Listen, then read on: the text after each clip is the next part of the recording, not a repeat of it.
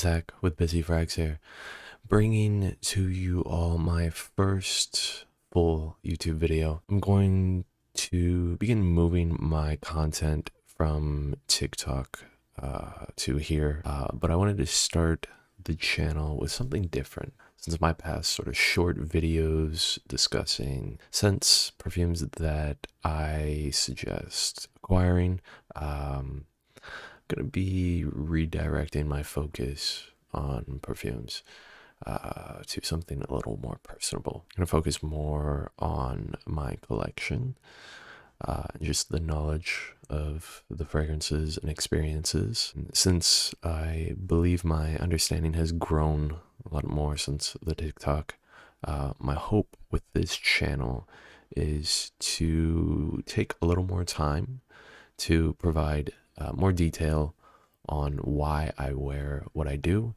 and hopefully through this rotation video and any others leading forward, equip you all with the bits of knowledge that I've obtained and allow you the power to correctly select the right scent for the day you're headed into. Without further ado, let's start the rotation video with Monday. Monday, I had a package come in with two perfumes that I kind of had my eye on for a while, and I was definitely pleasantly surprised by what I received.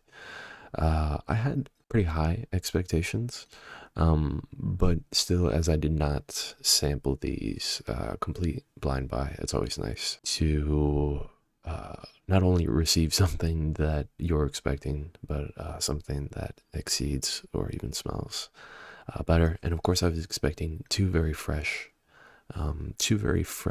scent profiles.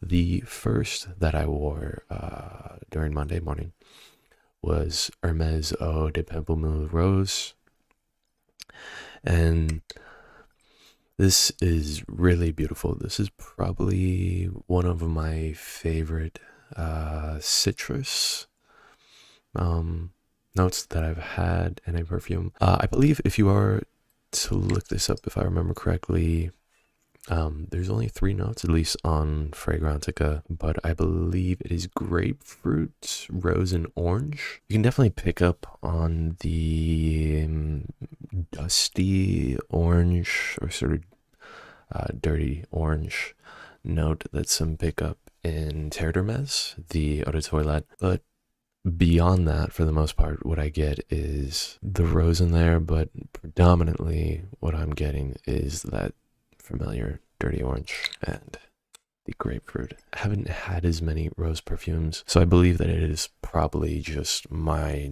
nose not completely or not fully adapted to that note in particular. And heading into the evening for Monday night, I went ahead with Nishane Fan Your Flames, and this was probably really only my 5th or 6th wearing with this scent, and definitely through these past wearings I've gotten a lot more time to appreciate it.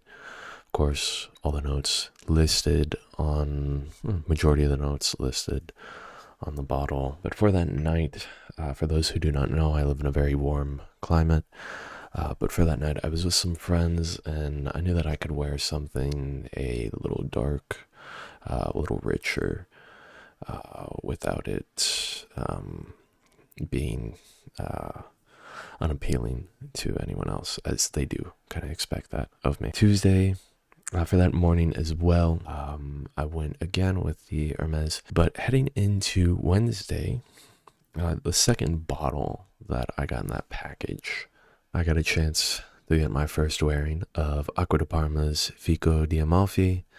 And similar to the Hermes bottle previously, from this, I got once more a very natural, realistic citrus opening. Of course, this one being a little sweeter than the Hermes, with that fig note.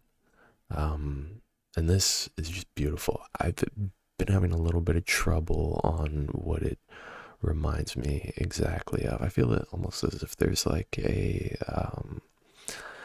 a shower product or something that I'm picking up on it, but just incredibly fresh. I would say sweeter than it is sharp, as opposed to all the other Acqua di Parmas.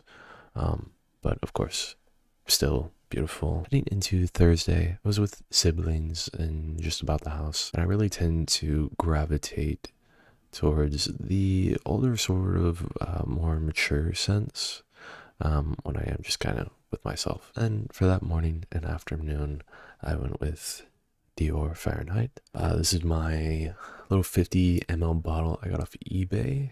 And I haven't had a chance to smell any later batches, but this is a 2014 batch. For me, I feel like it's definitely stronger than what I had been hearing. Not 100% sure when they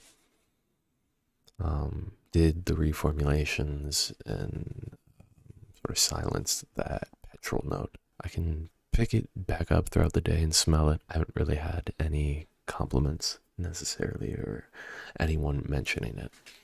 And for Thursday evening, I could still kind of smell the Fahrenheit, the EDT earlier on my skin after a shower and everything. So I went ahead and layered it with something that I was confident wouldn't clash with it, but also add a bit more depth, something a little richer for the evening. And I went with the Parfum of Fahrenheit. And as much as I really enjoy this, I find myself not really getting as many wearings in as the EDT, as it is definitely darker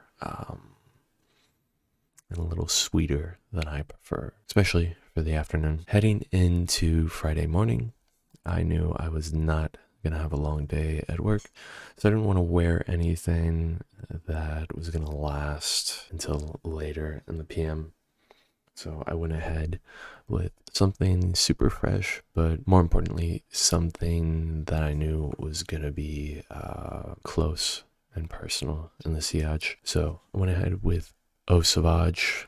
The EDT, of course, is a newer batch, not gonna be very strong. But still, I just wanted to wear something that would be a little uplifting, and I knew that I, at least, would enjoy that morning. And then after work, after a shower, heading into the night, I had dinner with some family, and I went for about 3 or 4 sprays of Mancera red tobacco, thankfully indoors, so this didn't kill anyone. Saturday, I was at work once more, did have a longer shift, and I wanted something that would project very well. So I went ahead with Coach Green. This is something I went ahead with Coach. So I went ahead with Coach Green. This is a perfume that I've had for a long while. I find especially when I'm exerting myself sweating, this projects off my skin a lot. It is an eau de toilette, so to be expected. I really enjoy the sweeter kiwi note, I believe, and that Ambroxan kind of helps to create a little scent bubble around me, so no one's smelling me, thankfully. For Sunday, end of the week, I did have work once more. Sunday, I really enjoyed the sweetness from the day before with Coach Green, but I wanted something that would last on my skin even longer and that I could kind of wear throughout the day and develop, as Coach Green was kind of one note, very persistent in its profile. So I went ahead with one of my favorite perfume houses, at least of this year, and that is Brioni. And this is the EDP Intense. I recently, a few months back, was on vacation, and the first bottle of Brioni that I bought was the EDP, and I wore that thing almost every day that I was out there. And the Intense is sort of similar to the EDP in that I get a sort of ozonic quality to it. This one, for me, from what I've noticed, is a little bit sweeter. I believe it has a apple note in the opening, And there's a little bit of smokiness in the base of this one from what I've noticed. But I really, really, really enjoy it. Probably one of my top 5 in my collection as of now. So with that, that's going to go ahead and wrap it up for my weekly rotation. Hopefully through my descriptions, you've learned a thing or two about some of these perfumes, and hopefully you'll have your eyes on picking up a few of them soon. But if not, at the very least, I hope you enjoyed me speaking about these, and let me know any other suggestions that you guys have for content moving forward, and I will see you in the next video.